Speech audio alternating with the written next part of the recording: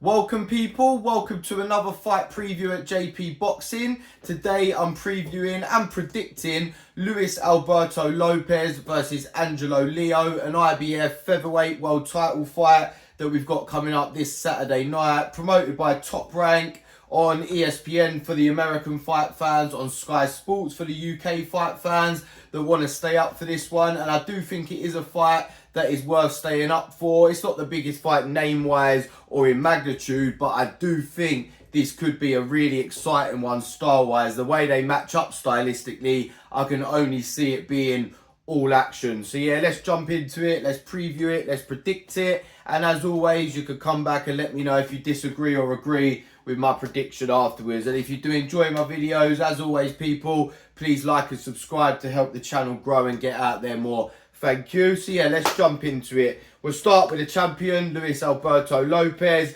Venado as a lot of people like to call him. 130, lost 2, knocked out 17. Obviously, up until a few years ago, was relatively unknown, but got some really good momentum over the last few years.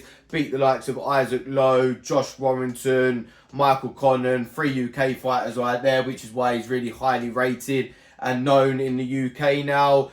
More recently, Yoet Gonzalez. I think he struggled a little bit in that one as far as I can remember, but got the win and then knocked out Raya Abe in 8 rounds most recently. His 2 losses came back in 2018 and 2019. A split decision to Abraham Montoya. A close fight, could have gone either way that one. And Ruben Villa, he lost unanimous decision to in 2019, but has improved massively since then, and probably one of the most exciting informed fighters, not just in the featherweight division right now, but in boxing as a whole. Going up, as I said, against Angelo Leo, 24-1, 11 KOs.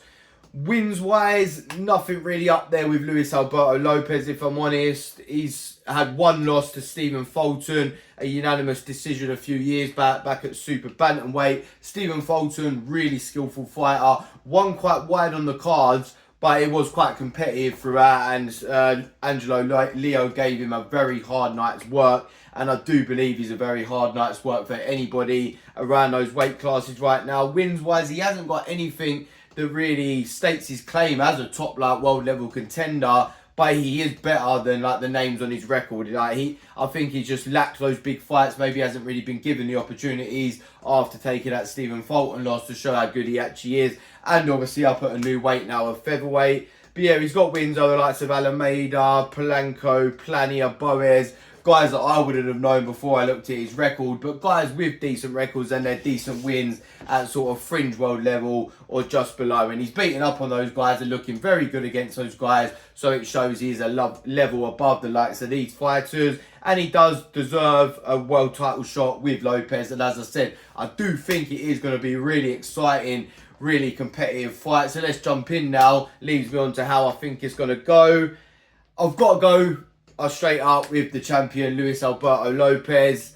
I think, I wouldn't say he's the more skillful, but he's the stronger, he's the more powerful, he's fucking relentless with the way he fights, but he is vulnerable on getting hit back quite a lot too. We've seen every fight he has, he fights with his hands down, quite a rugged sort of rough style, but he makes it work for him, but he does take a lot of shots back too. So although he is very good offensively, he's not or nowhere near the best defensively, but he's got a very good chin and just seems to walk through what everyone throws at him. And the thing that I see Angelo Leo, why I find it hard to see him winning this fight, although I think he will land loads of shots on Lopez, I think he's a really relentless fighter himself, which is why I see this fight being so good. I would go as far as saying that this could be a fight of the year contender if it plays out the way I think it is.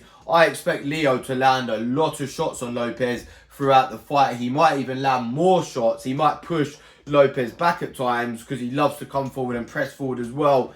But I think the real eye-catching shots, the huge shots, the ones where you're like, whoa, the ones you really remember will come from Luis Alberto Lopez. And I think he may get a knockdown or two in there too, which will make it his fight on the cards. I do think this is a 12-round fight. If anyone gets stopped, maybe Angelo Leo late after just taking too many huge shots from Lopez. I do think he might be a bit weary on his feet in the later rounds, but I think he's a tough fighter. Both of these guys, Luis Alberto Lopez, Mexican, Leo is American but of Mexican descent. It's two tough warriors in there, man. They're going to know it's that Mexican heritage type of fight. No fighter's going to quit. Every fighter's going to try the best to stay on their feet and get back up if they do go down. So I do think it will go the distance.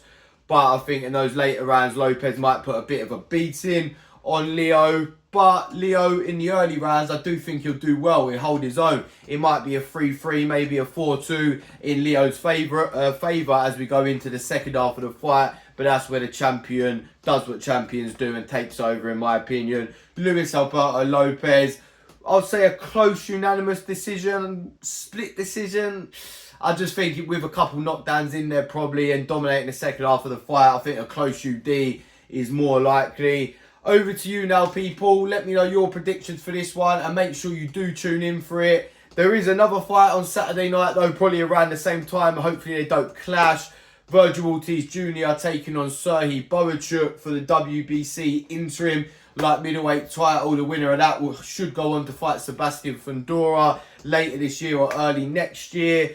They're both very good fights. I don't know what one I'm going to choose to watch yet because I think this could be a fight of the year contender. But in that fight, Bohachuk versus Ortiz Jr., there's a 97% knockout ratio between them both. Ortiz knocked out everyone he's fought. Bohachuk knocked out everyone except for one out of the people that he's beat. So that one's going to be exciting too. You can catch my prediction for that over on my channel if you want to go check that out. And if you do like my videos, people, please like and subscribe because I'm predicting all the fights and talking all things boxing all day, every day. Thank you for watching.